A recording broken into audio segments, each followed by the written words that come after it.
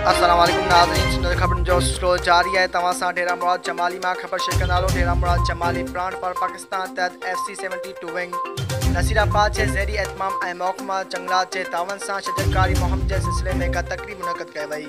Nasirabad FC-72 wing जे head quarter ढेरा मुराद जमाली में FC-72 wing जे commander colonel राजा शकील अहमद मुख़्तलिफ़ क़िस्मनि जा वण लॻाए शजरकारी मुहिम जो इफ़्तिताह कयो। उन मौक़े ते महकमा जंगलात जे नायब नाज़िम नईम जावेद ऐं ॿिया महकमा जंगलात जा आफ़ीसर मौजूद हुआ। शजरकारी मुहिम जे मौक़े ते FC जे तमाम जवाननि शजरकारी मुहिम में हिस्सो वठी वॾे तादाद में वण लॻाया।